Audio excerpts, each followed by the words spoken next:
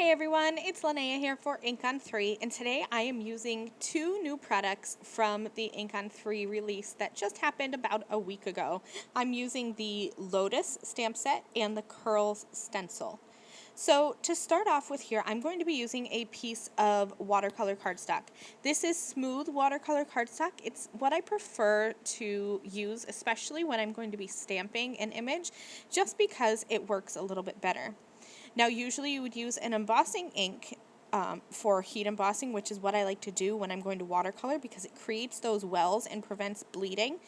But because the Ink on 3 Blackout Hybrid Detail ink is a hybrid ink, if you work quickly enough, you can heat emboss. So I stamped the Lotus stamp, that large image, with the Blackout Hybrid Detail ink, and then quickly sprinkled on some crystal clear embossing powder from Ink on 3 and heat set that with my heat tool. I'm going to be doing some watercoloring, like I said, and I am using shimmer watercolors on today's card.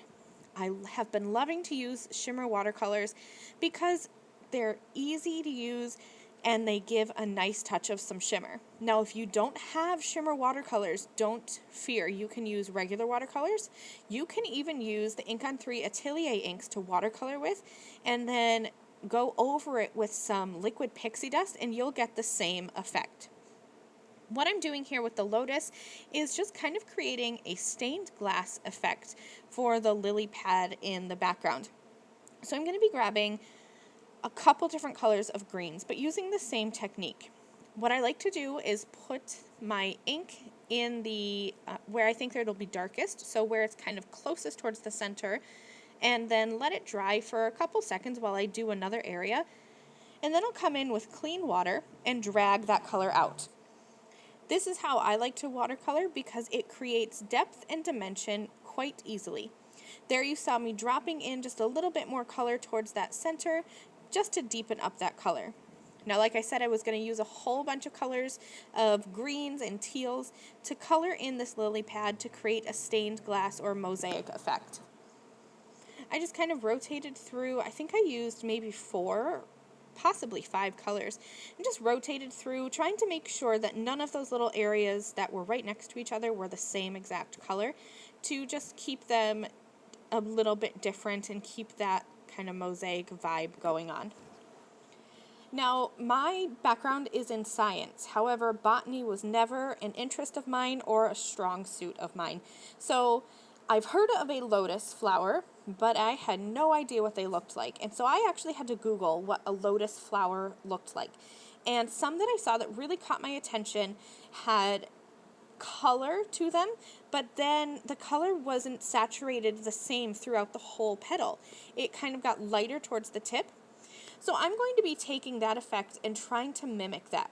So I'm taking a dark purple color, just adding that towards the center part where my petal is going to touch the center of my flower. And then I'm coming in with clean water and working that color out. Now here's where things are going to get kind of a little bit fun. I'm going to come in with a clear diamond color shimmer watercolor and just drop that into the tip of the petal. And what's going to happen is, since the tip of the petal is wet, because I've added clear water there to help pull out the purple, and then I'm dropping in that diamond watercolor, it's going to push that purple color back towards the center, and the edges of the petals are going to remain lighter. It's a really fun effect. So here's my finished Lotus watercolor piece, all shimmery, and even the edges are shiny because I use that crystal clear embossing powder.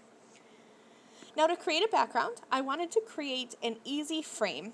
You can definitely cut down your stenciled piece and mat this onto white cardstock, but I decided to mask off 1/4 inch around each of the edges of my A2 panel. I sprayed the back of my curl stencil with pixie spray, and then I'm going to come in with 2 colors of Atelier ink and blend this background together. I wanted to have a gradient background effect with light purple at the top and dark purple at the bottom to tie in the purples that I used on the lotus flower. So here I am just kind of ink blending, and I'm starting with the My Jam Purple Atelier ink at the bottom, and I'm going to go over that with Peacock Blue. There's only one purple in the Atelier ink line, but you can add that blue to create that darker purpley effect at the bottom. And then I'm just going to go back and forth between the My Jam purple and the peacock blue at the bottom. And I'll take the My Jam purple and fade that out towards the top. So I'm only using 2 colors of ink, but it looks like a lot more between fading that out to the top and then adding that blue over at the bottom. I'll peel back my purple tape, and here's my nice white frame all around the outside. Now all that's left for my card is a sentiment. My sentiment is from the Lotus stamp set, and it just says, "I miss you," but I really loved the font. I'm stamping that in Blackout Hybrid Detail ink, and then I'm going to add everything to my card with foam tape. So this is my finished card. It's a really simple card, but lots of impact with that one layer background with that gradient effect, and then the shimmer lotus coloring. Thank you guys so much for watching this video. I have listed and linked the Ink on 3 products I used in this video in the video description below. Happy shopping. I'll see you guys later. Bye.